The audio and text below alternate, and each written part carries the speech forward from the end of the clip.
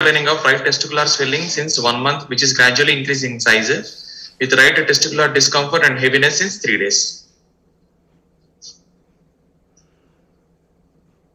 Okay, so how was the onset of the swelling? How did he notice it? What was the initial size of the swelling?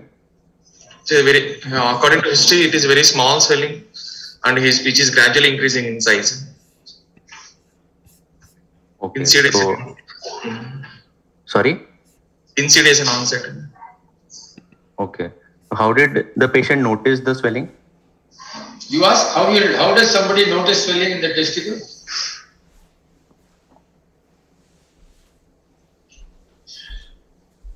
What is the usual way by which swelling in the testicle are noticed by men? Sir, usually it could be while taking a bath, patient puts his hand and maybe then yes, you notice it. That's the usual. If it is, you do that if the swelling is painless, isn't it? Yes, sir. If there is pain, then you will. Yes, sir. Then pain will be the presenting system. Pain is pain, but this is insidious painless. So, usually while having a bath, self-examination, yeah. Any other way? Was it associated with pain? Is there any other way by which this swelling is noticed? Apart from having a bath. The patient's partner may notice it if yes, the patient is sexually active. Yes. Any other way?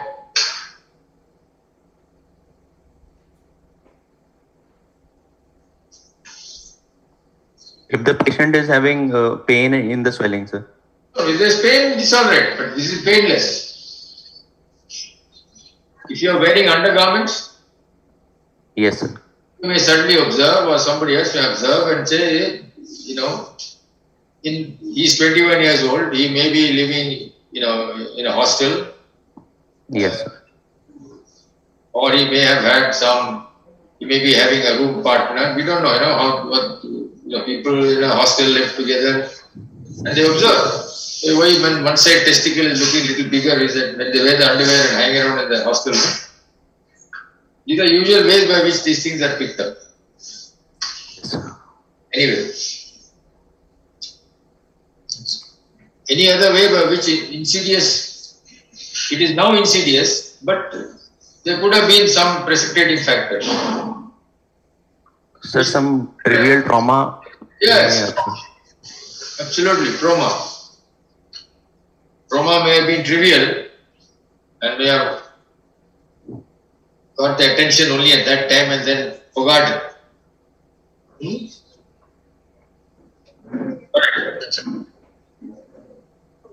There is no history of trauma, no abdominal lump, no history of fever, vomitings or loin pain, no lower urinary symptoms, no history of hematuria, cough, chest pain, hematopoiesis, breathlessness, no history of jaundice, pancake, weight loss and appetite change, no bowel disturbance, no lower limb swellings and no history of retractile testis or undescended testis. Is there any similar history in the family, in the father or brother of the patient? No history. Is the patient married or sexually active? No. Okay. Has he had similar complaint in the past? No.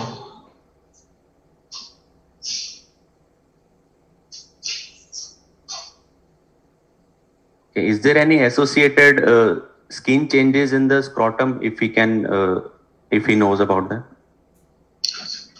Examination. No.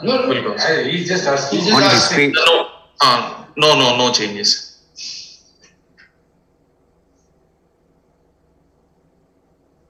So there's scrotal lump. Could it be a hernia? Could it be a hernia, this swelling? Yes, sir. So have you asked him about hernia? Whether it becomes less? Yes, sir. Whether the swelling is reduces no. On lying down or no. While taking rest? No. As the size of the swelling increased? Gradually increasing in size. Okay. Is he able to feel the testes separate from the swelling?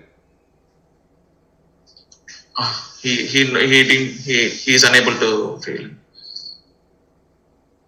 And is he able to feel the opposite testes? Yes.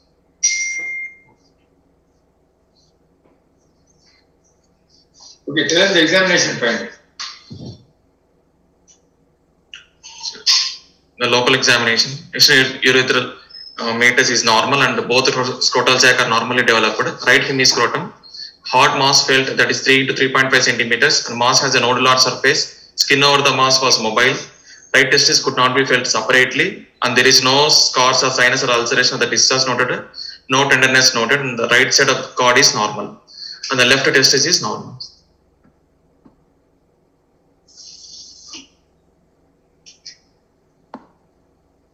Sir, in history, I also wanted to ask about history of tuberculosis in the past. No history. Tuberculosis. Why? What do you feel you want any other? You are saying tuberculosis. So any other feelings, findings you want in this local exam? Was the vas palpable separately? Was there any bleeding of the vas? Any fibrosis? No. Cross structures are normal. Skin over the mass is mobile. So mass No. has a nodular surface. So now this has been examined by a doctor. So you can ask something more. What do you want to know?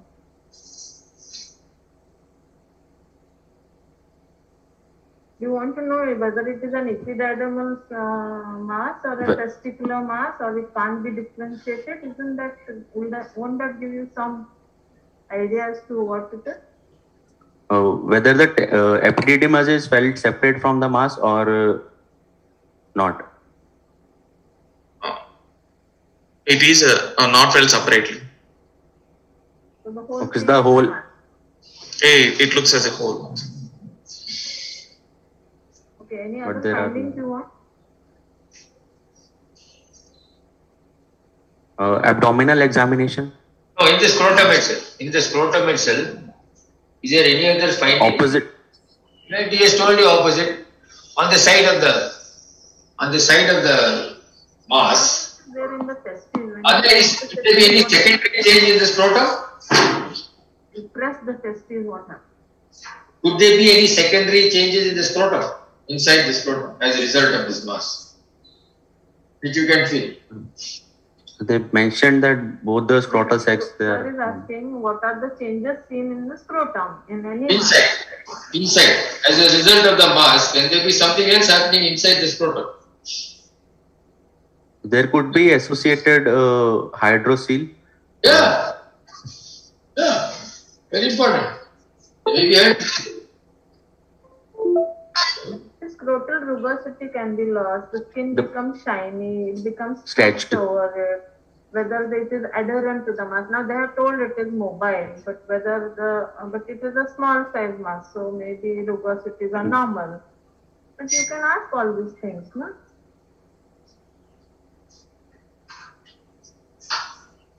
Testicular sensations you can ask. I was trying to give you a hint. But Are the testicular sensation was there or not? Decreased on right side. see, that is the most important finding. One of the most important findings in a testicular mass, we all know, is absence of sensation or dulled sensation on the side of the pathology. So it's very important.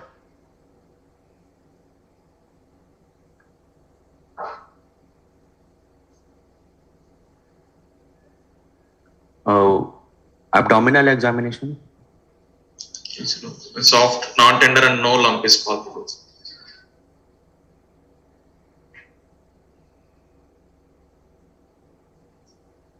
Anything else you want? Anything else you want?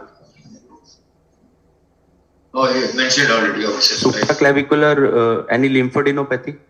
No, sir. whenever there Any- is a testicular mass, in general examination, what do you look for?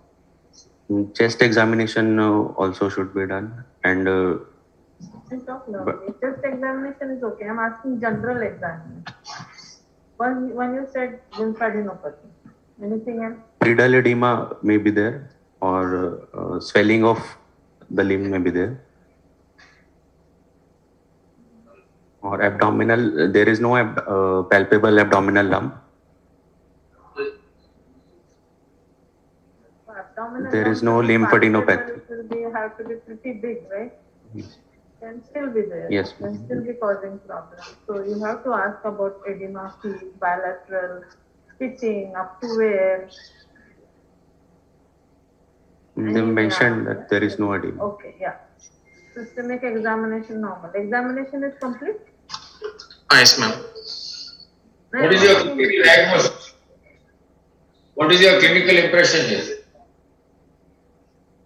Sir, with this 21-year-old unmarried male with no prior history and a mass in the left side of the left testis, which is 3 centimeter and hard in consistency. Primary with no any other history, primary diagnosis would be a testicular malignancy, sir. Okay. Apart from that, there could be genitourinary tuberculosis, or there could be after doing examination, these are the differential diagnoses.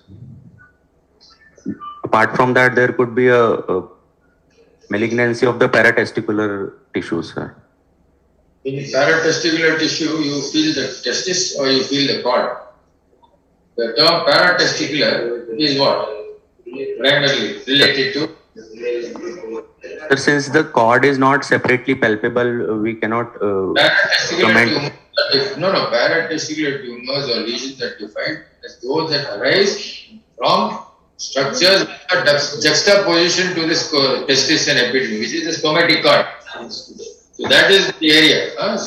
There are paratesticular tumors are those areas. Yes, so sir. they are not actually the testis. So here the testis is, and the cord is normal. So you can't say that this paratesticular tumor. So the cord is not felt separately. That's Cord is normal. Cord structures are normal, he said, no, I think. Cord is normal. Cord is normal. That's it. yes, sir. Even if he had tuberculosis as a possibility, what is against it? Sir, firstly, in history, there is no history of pulmonary tuberculosis or any past history of. More importantly, we've got. Sir, there are. Genital tuberculosis. What is the other concomitant problem that you have? Not pulmonary. Sir, genital. Genital tuberculosis. Yes. With what? Goes with what? Okay. Involvement of kidney or bladder, sir, there could be some. That's a very high percentage. It's tool of nearly 48%. Yes, sir. You didn't attend that master class last Saturday? All this was attended, sir. Yes. Madam only was discussing, I think, that case. Scrotal sinus. Yeah, madam only. So, madam, so ghar ki murgi. So, all that is there only. Incidence of your upper tract TB in a patient who has got genital tuberculosis. So, high rate. That's why you are always advised to image the upper tract also in these patients. Yes, sir. Yes. Someone may not have symptoms, but if your diagnosis is there, you will have to image and make sure. Mainly from Yes, the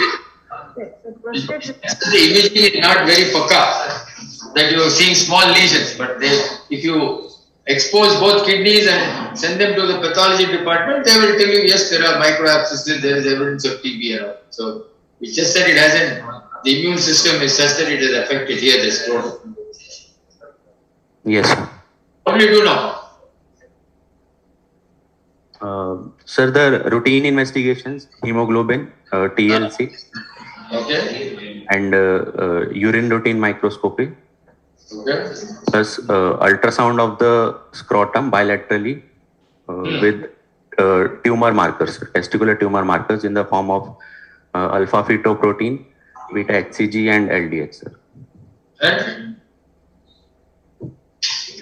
what is the unique feature of these testicular markers, tumor markers? What is the unique feature? There are so many tumor markers, no? Yes, sir. There is the PSA, then there is the CEA. All these tumor markers are there. So what is the specific characteristic of the testicular tumor markers?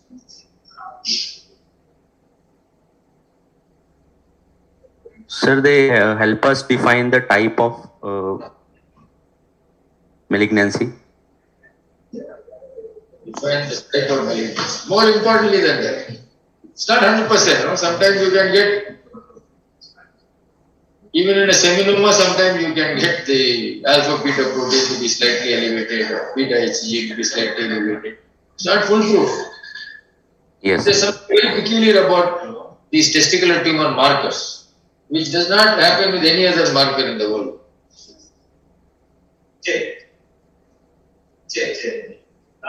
It's the only tumor markers which are involved in staging.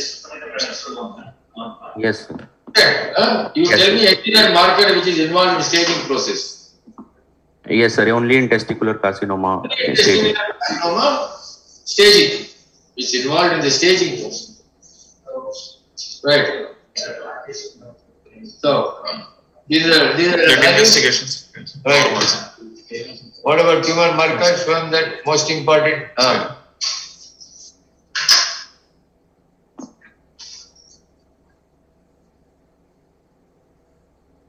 What is the significance of the LDH?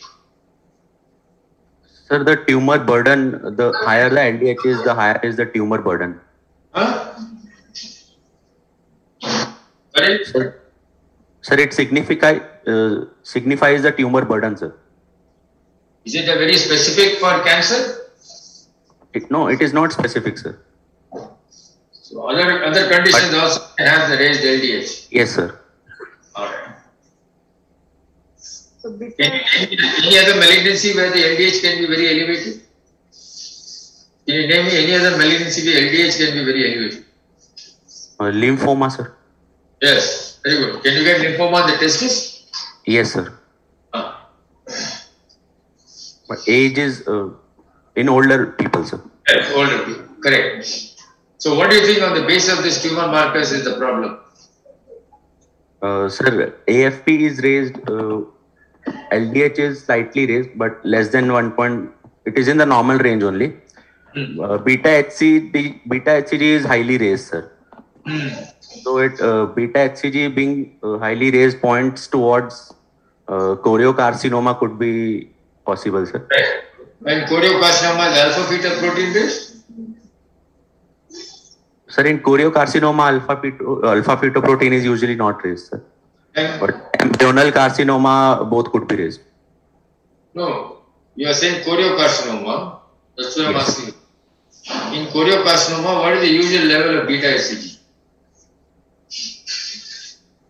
Sir, more than 50,000 international units, sir. Yeah, it is extremely high. Yes, sir. It is very, very, very high. This is only 180, is nothing. So why is the beta HCG raised in this fellow? For all practical purposes, the alpha beta protein being raised points to which side of tumor? Non-seminomatous, sir. Germ cells. So why is the beta HCG raised? Sir, beta HCG could also be raised in embryonal carcinoma or Why?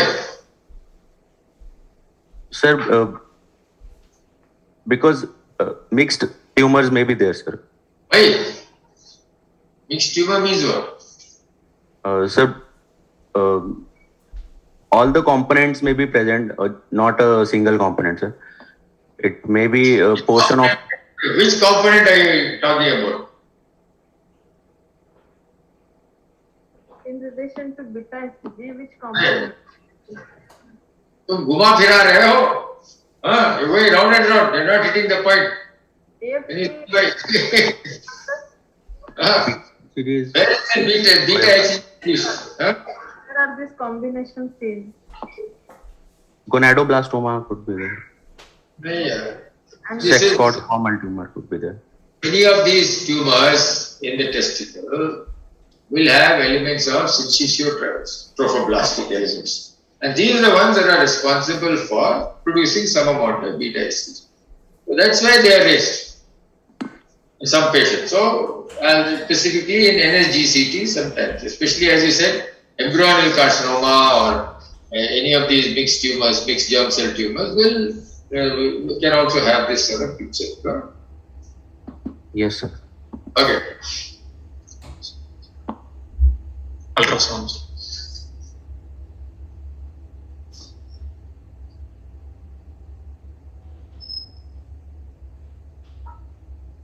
is ultrasound import of the scrotum? Will you order one? Ultrasound is recommended, Uh-huh. but it For we, what? to rule out other associated pathologies. Like, Could be some hydrocele associated or how genital. does that matter? If Also, you have this tumor markers, would you still go ahead and do an ultrasound?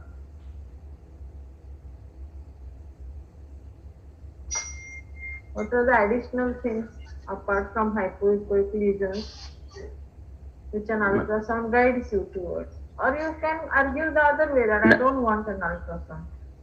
apart from hypoechoic lesion, there could be a necrosis or a hemorrhage. Yeah, how that is going to affect your management? Is it going to be different? Or are you going to stop at an ultrasound? No, ma'am, we will do a high inguinal orchidectomy based on the tumor markers. Opposite. The opposite testis is the main answer. That the ultrasound tells you, because here you could not palpate it also separately. So the opposite testis information is gained by the ultrasound, because especially in this case where you could not see it. This side testis, you know that you are dealing with something which will require some ablative surgery. So what is it in the other testes that you are concerned, that you are interested in the ultrasound? Sir, there is possibility of having intraepithelial neoplasia, sir. So how will you see that? How is that seen? How will you see that? There could be microcalcification, sir. Anything else will be there on ultrasound in the testis apart from calcification?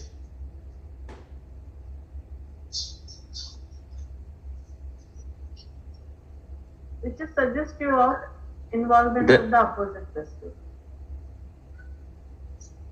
Is size an important criteria? Size.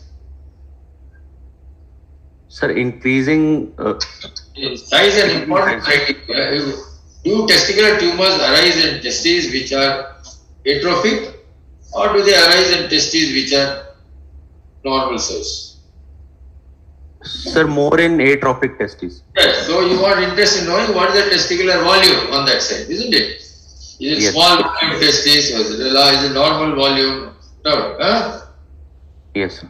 Apart from the ultrasound, the size of the testicle, anything else, the echo texture of that testicle, uniformity of echo texture, and the presence of testicular microlithiasis.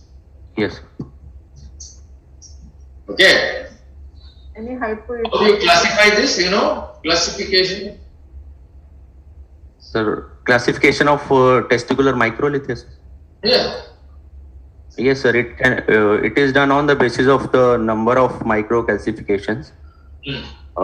More than 5 to 10, it is first grade, and 10 to 20 is second. More than 20 is third grade.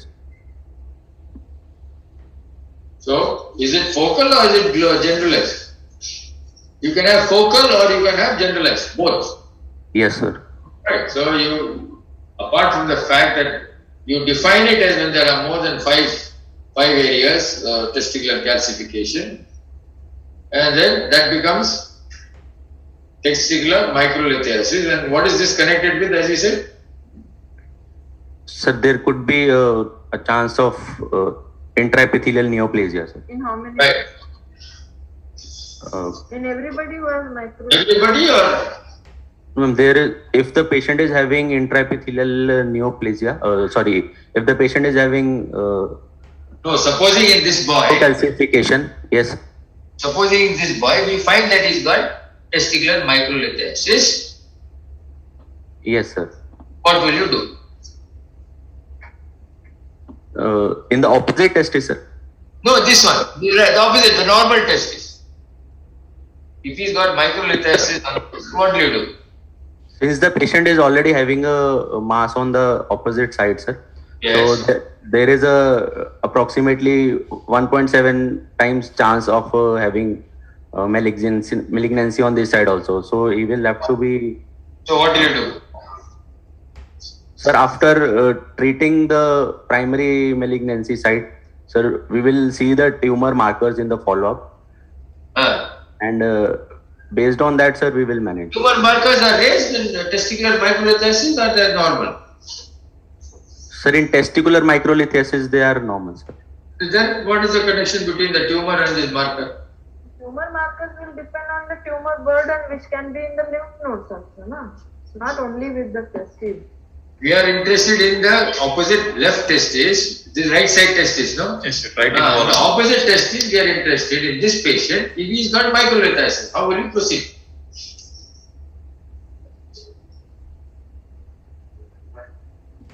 Pardon?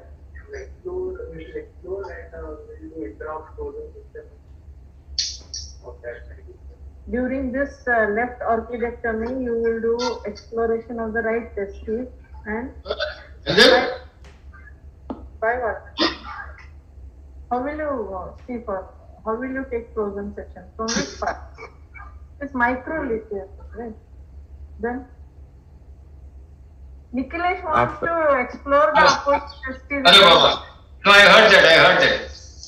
This is some recent advances, eh? I don't know. कहीं पढ़ा है क्या तुमने? That is how they do it?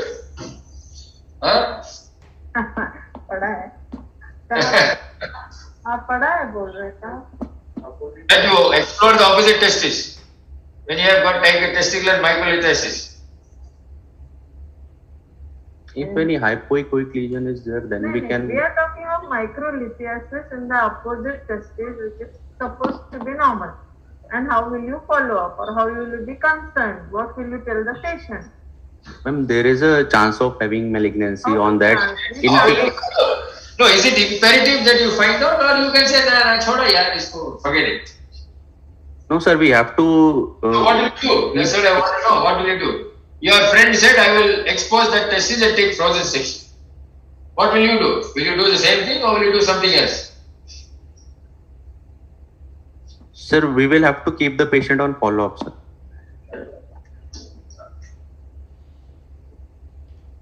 Biopsy करते हैं क्या इसका?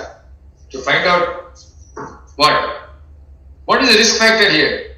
Association. You mentioned it. You're not able to correlate. Huh? What is the risk here? He's already got a tumor on the other side. He's got testicular microlithiasis on this side. You haven't heard of the Danish pathologist Shackleberg?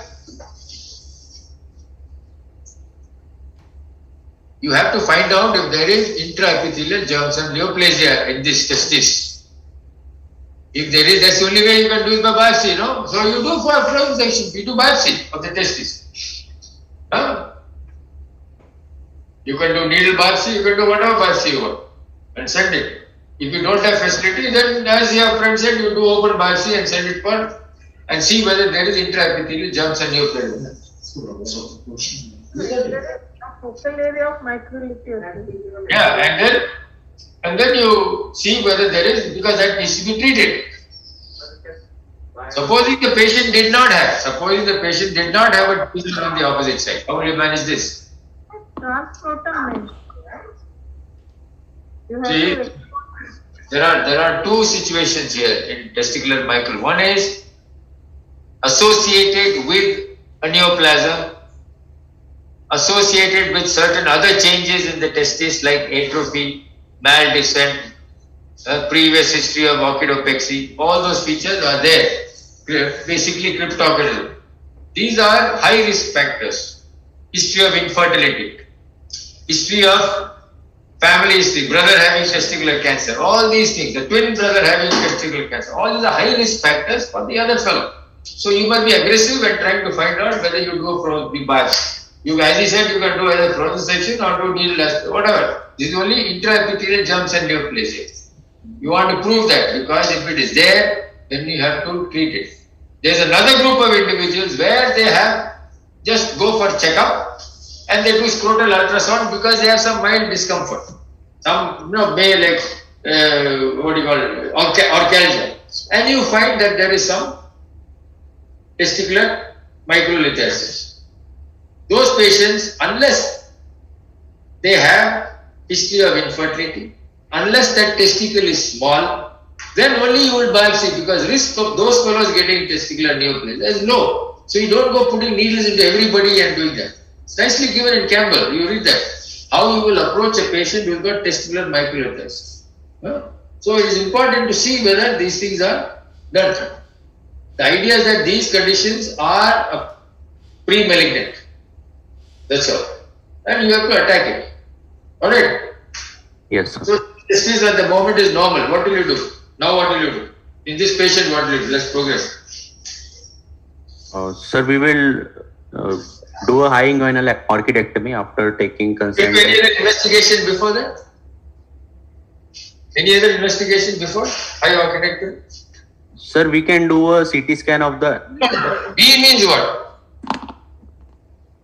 Sir, we can do it in EAU guidelines. What do you do? In EAU guidelines, it is mentioned that we do a CT, contrast enhanced CT of the abdomen and pelvis, along with, yes ma'am, along with chest. Then what are you saying you don't do? We will do means what? You say I have to do this. It doesn't take 3 days to do that. No, fatafat you can do this. Gone are the days when we had to do these investigations, because the investigations were different. Nowadays these investigations are done very quickly. Previously, in the earlier days, you said emergency orchidectomy. There is no need for emergency orchidectomy today. You have the patient, within 24 hours, you can get all the evaluation done and post him for orchidectomy. That means as early as possible.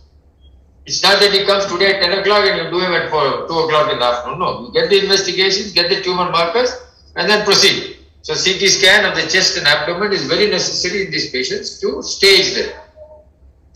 Okay? Yes. So what do you do?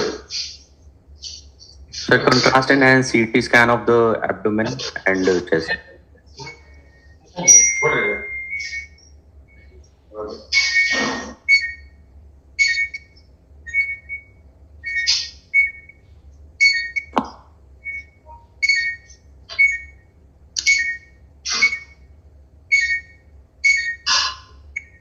CT was done after procedure, ma'am. Okay. This is an old case. Do we have the images of the CT scan? No. Okay, so we don't have. Do we have any idea about the report or anything? Yes, report is there.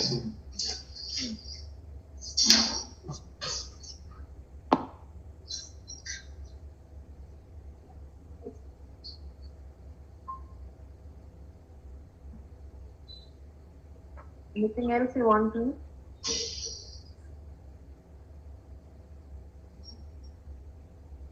Apart from para-aortic, any other lymphadenopathy? Or No. So if this CT abdomen is normal according to the report, will you go ahead and do CT chest? if CT abdomen is normal, ma'am, So in other words, I'm asking you, can there be skip lesion? And how many percent? Mostly in cases of choriocarcinoma, skip lesions are seen. So does this have an element of choriocarcinoma? Beta HCG was mildly raised, but we can go for high inguinal orchidectomy, and after histopathology report we can decide. No. About CT chest. Yes, Nicholas, you agree with that? If abdomen CT is normal, It then is generally- chest X-ray can be done. If there are positive findings on chest X-ray or enlarged lymphadenopathy in abdomen, then we have to do CT chest.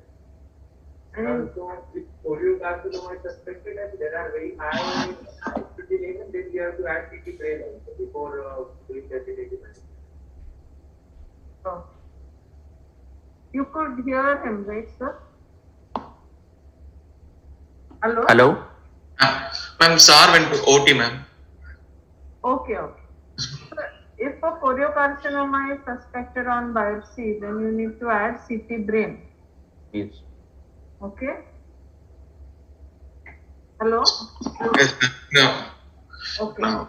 This is histopathology report, ma'am. Okay.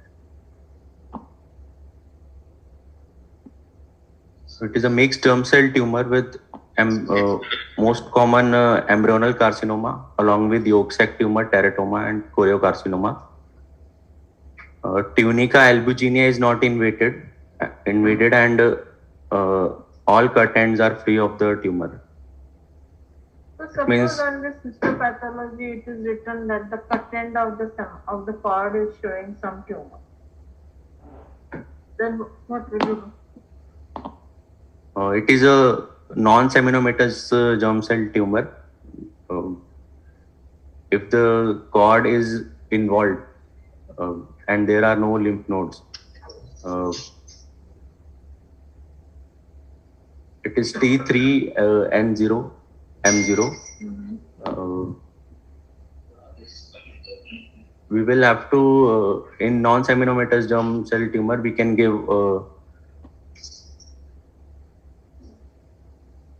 chemotherapy, or we give chemotherapy. We ma'am. give or you will have We to will say, give. I will give. No? Yes, ma'am. Chemotherapy has to be given. So if the cut ends are involved, it indicates T3 and then chemotherapy is mandatory. Now in this situation where the CT is normal and this tumor is confined to the testes, what is your staging? Have you seen T1. chest X-ray? Chest X-ray is there? Do we have a chest X-ray of the chest? No, ma'am. Any other? We don't have CT also of the chest. No. OTC. It should be done. Chest X-ray at least should be done. If CT was not done? CT abdomen post surgery it was done. Okay. And films are not there. It's an old case. Chest X-ray we are saying. if chest X-ray, CT, abdomen, it is normal, and with this histopathology, it is a non-seminomatous. It is normal. CT of the chest and abdomen show no lymphadenopathy. Yes, sir. When will you repeat the tumor markers? Sir, after doing orchidectomy, 3 weeks after the orchidectomy. Why 3 weeks?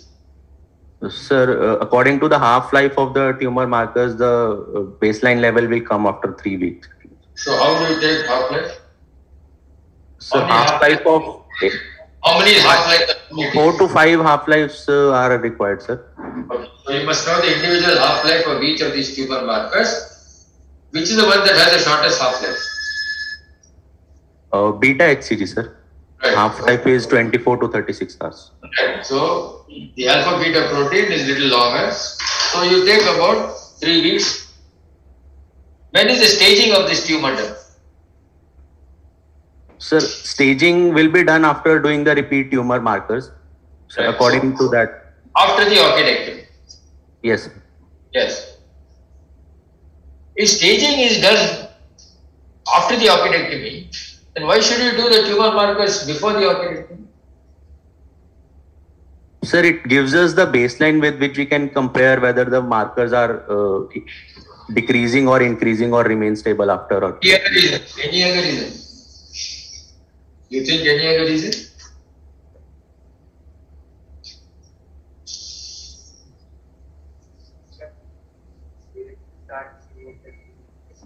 if the markers are highly raised, sir? If you know marker may be raised, that is fine. The marker can also be normal, isn't it? Huh? Yes. Yes, sir. Yes. If the marker is normal, then what is your concern? What is your concern if the marker is normal? Sir, first, it could be some other malignancy apart from. Not malignant, it could be Or benign. it could. Yes, sir. It could be benign. 30% of the lesions are benign. And this makes a big difference when you are looking at a mass lesion in a single testicle, isn't it? Yes, sir. So you don't whack it straight away. If the tumor markers are elevated, that's different. But if it is normal, then you have to be concerned that there may be a problem here and you may have to do something else. So that is the reason why these tumor markers are important. It doesn't give you, if it is raised, it's very good, everybody is very happy. Yes, I got a diagnosis. But if it is not raised, then only the problem. Yes. So here in this patient, the tumor markers were raised. This is the final biopsy report, and the chest CT and the abdominal CT were normal. Now what do you do? Sir, repeat tumor markers are within normal range.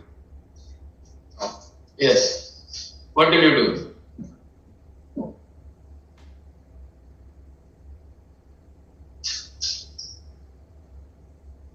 Sir, with these tumor markers and T1 N0 M0 disease with S0, sir, we will follow up the patient, sir. You will follow up the patient. Yes. How will you follow up this patient? Sir, it is a non-seminomatous germ cell tumor. We will do after 3 months, sir. What is the follow-up surveillance protocol for a patient who's got non-seminomatous germ cell tumor? Sir, And whose markers have normalized after operative? yes, sir. We will do a examination of the patient, routine investigation, tumor markers, along with the chest X-ray and CT of the abdomen and pelvis at 3 months interval. 3 months. Yes, sir. 3 monthly CT. Is that the recommendation? The recommendation is 2 monthly. Is just chest X-ray or chest CT also? Sir, chest X-ray is sufficient. Just CT. If X-ray, just CT. sir, if there is initially, sir, there is. Sorry. Sorry. Initially, sir, if there is a finding, then we can do a CT of the chest. The recommendation, as far as I remember, is the chest, the CT of the abdomen as well as the chest. If you're going to do surveillance in a patient like this, who has got this histological pattern, every 2 months for how long? Sir, for the first year, we do every 2 to 3 monthly. Then in the second year also, we do 2 to 3 monthly. 2 years. That's very intensive. And then you keep this patient on follow-up at 6 monthly. Isn't it? Yes, sir. Look at the biopsy report here. Is it a good biopsy report or is it? Sir, embryonal cell carcinoma, if it is there, sir, it gives an indication that there could be occult metastasis, sir. So, would you like to put such a patient on active surveillance?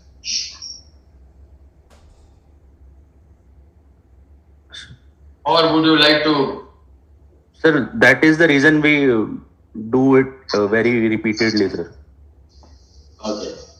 So, if you have, usually in patients who have both a combination, especially when you have embryonal cell carcinoma and 35% of this tumor has got that, you are always worried that this can give rise to trouble. And therefore, because the cure rate is very high in these patients, you upfront give them chemotherapy. Yes, sir. That is again an option. The patient does not want, you have to counsel him. He is only 21 years old. If you counsel him, if he does not want to have chemotherapy, then this is the protocol he has to follow. And the logic is that because the chemotherapy is so good, so even if after later on he will be able to take care of it. Yes, sir. That's what is the argument of the people who believe in active surveillance. But look at the amount of radiation such a patient is going to have of his abdomen. And on the one side, you will probably cure him, but after 20-30 years, he may get some other malignancy. Myelomas, hematopoietic malignancies, leukemias, all these things have been reported. So many people feel upfront, go ahead, give him chemotherapy, take care of the disease, get a high cure rate, and then follow the patient. What is it that you will do before chemotherapy in this patient? Sir, since he's unmarried, sir, sperm banking is important. Very important, very good. Yeah, cryopreservation of semen is necessary. What is the most important criteria for cryopreservation?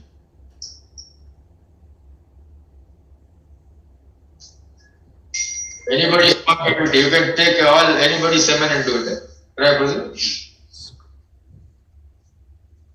What is one of the most important criteria for cryopreservation? उसके लिए एक lecture लगाओ, one of the boys, cryopreservation of semen. Okay. Next week. Yes. 10 minutes. Yeah, ultrasound of the testes in testicular malignancies is an important thing. Yes. Know the features.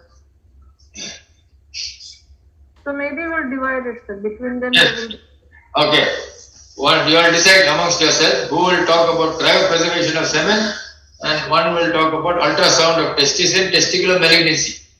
Specifically. 5 minutes, just refresh our memories, everybody. That will. One thing about testicular cancer, it is very mathematical. The treatment is very mathematical. And for some reason, everybody gets very confused. When should I do this, do that? No. Chemotherapy is very good. Surgery is very good. Each of them has its effects. Cure rates are very good, especially in the early stage of disease. So once you have these cure rates which are very good, everybody wants to tweak the treatment because you are dealing with young people involving their fertility status. That's why all this tweaking goes on. You have to get married, you have to have children, all those considerations. So, can we fiddle around a little bit with all this treatment? Are we doing too much? Just like Wilms tumor. Cure rates are very good, you are banging everybody with everything. Look at it. Is it necessary to go all this? Just very specific, look at the histology very carefully, and because of that feature, leave it. Because of this feature, treat it. So that's the difference between Wilms tumor. That's why MWT is 1, 2, 3, 4, 5, all, each time they have gone on and on. Same thing with testicular cancer.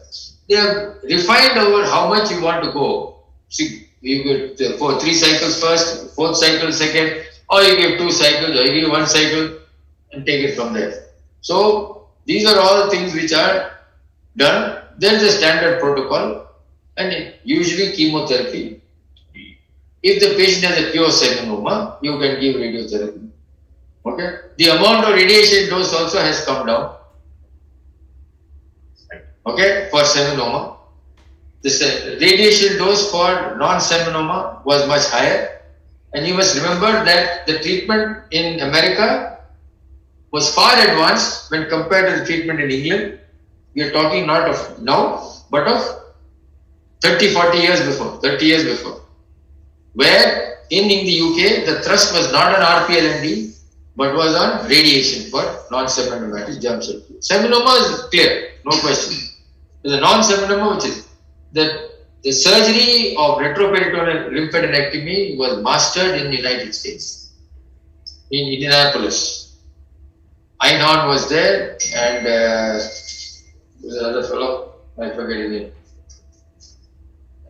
Not Craig Peters, but I'll get the name. These two guys were the hallmark people who devised the entire protocol for treatment of testicular cancer, John Donahue and I know. These are the guys in Indianapolis who had this. Clearly, these are the guidelines. This is how you do RP-LND. These are the things that must be removed. And then this treatment came over here. And now it has become standard of care that you will do RP-LND, this you do. Now, as the treatment evolved, they found that, okay, I am now giving chemotherapy. Now, the side effect of chemotherapy. Then the robot came in the middle. The laparoscopic came in the middle. And the RP-LND became a minimally invasive operation. So there is a swing back into doing RP-LND. Why give chemotherapy at all? I take out these lymph nodes, I do selective lymphadenectomy and spare. Now sparing retroperitoneal lymphadenectomy. Robotic. So you see how the thing changes. Man is innovative, medicine requires certain advances, technology came in the way. So now that you got a robot, I must use it. I am looking for indications. Use this. So those who do RP-LND robotically do a beautiful job. It's not something that everybody can do. The thing is that it's possible. There are some people who show that this is possible. And then, okay, this guy has done it, so let me also do it. And then slowly they'll make their mistakes. As you learn how to do an operation, the first 4 you'll make mistakes. But you will persist because you want to master in that. So it doesn't matter. I've got some bad thing, but I will not stop it. There will be some people who will be depressed by those bad errors and they'll stop doing the operation. So they will not progress. And what will they say? This is useless operation. In your hands, your results are not good, but don't say the operation is useless. In my hand is not good and keep quiet. I'm not a useless surgeon, but in my hand is not good. Fine. That is medicine. 2 and 2 don't make 4. But if at every operation in RP-LND, I'm cutting off the aorta, I'm cutting off the IVCM, that time a bad surgeon. Like we discussed, TURP. One fellow was making only rectal perforation in that audit. So, that is the problem. Now, with retroperitoneal lymphadenectomy back in robotically, they will change the philosophy. Now, next edition of Campbell will come with this thrust. So, we'll see. There will be data coming up very soon. So, this is how the things have changed. But basically, we want to look at the combination of chemotherapy and surgery for these patients. Right now, everybody will agree that chemotherapy should be the first line and surgery for patients who have residual disease after chemotherapy. So, elevated tumor markers after chemotherapy surgery. That's how at the moment things are.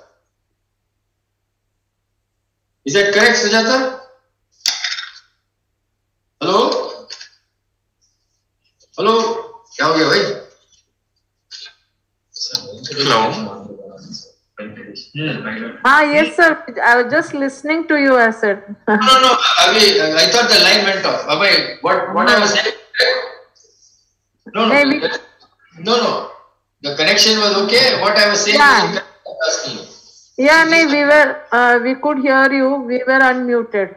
So that is why what we... Oh, right. Okay. Yeah. No, because this is how I am looking at the whole thing, you know, how the treatments have changed with all these recent renovations. So, but the basic things still remain there, that's all.